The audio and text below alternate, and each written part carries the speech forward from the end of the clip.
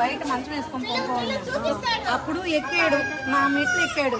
ఎక్కినప్పుడు నేనే చూసి అంటే పైన పిల్లకాయలు కొనుక్కోన్నాడు. భయం పడి ఆడపిల్లకాయలు కొనుక్కోన్నారని భయం వేసి అరిసి తరిమేము ఇటు వరిగిచ్చేసాడు. దాని మొదలు కూడా 10 రోజులు లేదు. దాని తర్వాత మళ్ళీ మొన్న యాందోళన వచ్చాడు. మళ్ళీ మధ్యలో ఒకసారి ఇస్తే అప్పుడు కూడా వెళ్ళాము, పోలీస్ స్టేషన్ కాడికి వెళ్ళాము. మాకు సిసిరి ఇప్పుడు ఇక్కడ ఎవరు పట్టుకుంటారు?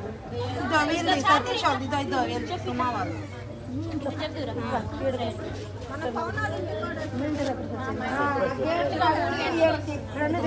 నైట్ తెల్లవారుజామున 3 గంటలకు ఎక్కడ కూడా టైమింగ్ బట్ట 3 గంటలకే పడున్నాడు. బట్టలు నల్ల బట్టలు వేసుకున్నాడు. నల్ల బట్టలు ఒకసారి బ్లూ ఒకసారి నలుపు. మళ్ళీ ఇక్కడ ఎవరింటికి పోయాడు? అన్నపూర్ణ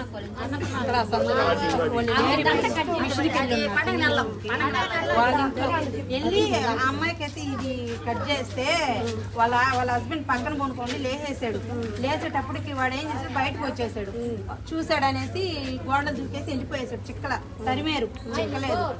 అప్పుడు కూడా కంప్లైంట్ పెడితే వచ్చారు సార్. అదే ఇప్పుడు ఏమైందంటే నాకు ఒక వారం క్రితము అక్కడ బుజ్జమ్మరావు దగ్గర నుంచి కట్టా ఉంది కదా, పినాకిని పార్క్ పోయే కట్ట దగ్గర ఆడవాళ్ళు చెప్పారు నల్ల బట్టలు వేసుకొని ఒకరు రాత్రిలో కూడా తిరుగుతున్నాడు అని చెప్తే, అప్పుడు నేనేం చేశానంటే వెంటనే సిఐ గారికి చెప్తే సిఐ గారు స్పందించి నైట్ గస్తీ పోలీసు వాళ్ళని పంపాడు అక్కడికి.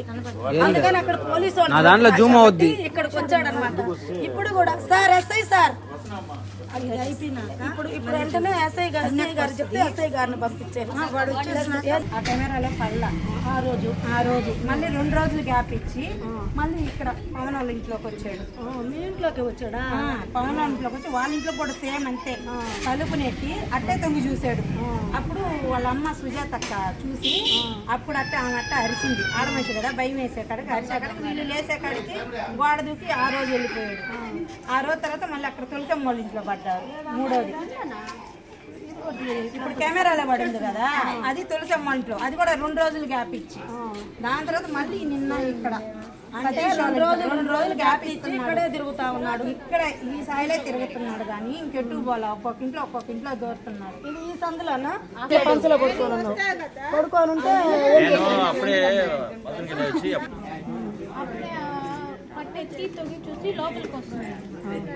వారం క్రితము నాకు ఆడ తిరుగుతున్నాడు, ఒక నల్ల బట్టలు వేసుకొని పొడుగ్గా ఉన్నాడు, సన్నగా ఉన్నాడు అని చెప్పారు. చెప్తే నేను అప్పుడు సిఐ గారికి చెప్పా, సార్ ఇట్లా అప్పటికప్పుడే స్పాట్లో వాళ్ళు చెప్పిన వెంటనే ఇట్లే ఈ అమ్మాయిలాగే నాకు ఒకరు మా ఇంటికి వచ్చి చెప్పారు.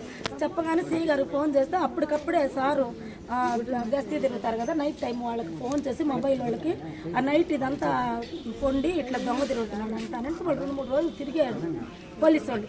అందుకని అక్కడ డ్రాప్ అయిపోయి అక్కడ పోలీసు వాళ్ళకి ఇన్ఫర్మేషన్ అందని ఈ ఏరియాకి షిఫ్ట్ అయిపోయాడు అనమాట. ఇప్పుడు ఏం చేస్తాడంటే అంటే ఈ వారం నుంచి ఇక్కడ ఇన్ఫర్మేషన్ లేదు, దొమ్మగా చూస్తున్నారు, దొమ్మగా అయిపోతున్నారు. అందుకని ఇప్పుడు కూడా సిఐ గారు చెప్పగానే వెంటనే ఎస్ఐ గారిని పంపించారు. ఇప్పుడు నెక్స్ట్ ఇక్కడ 2 రోజులకి నాకు తెలిసి సర్దుమనుగుతాడు, నెక్స్ట్ ఏరియాకి షిఫ్ట్ అవుతాడు. అందుకని కాబట్టి ప్రతి ఒక్కళ్ళు కూడా అప్రమత్తంగా ఉండండి. వాడు నైట్ పూట ఆడవాళ్ళు ఉండే దగ్గర, ఒంటరికి ఉండే దగ్గర ఇల్లు పట్టలు తీసుకొని చూస్తా ఉన్నారు. దయచేసి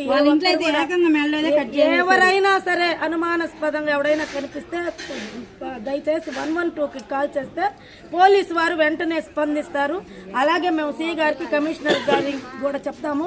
ఎక్కడైతే ఇబ్బందులు ఉంటాయో అక్కడ సీసీ కెమెరాల ఏర్పాటుకు చెప్తాము. దయచేసి ప్రతి ఒక్కళ్ళు కూడా జాగ్రత్తగా ఉండాలని విన్నవించుకుంటాం.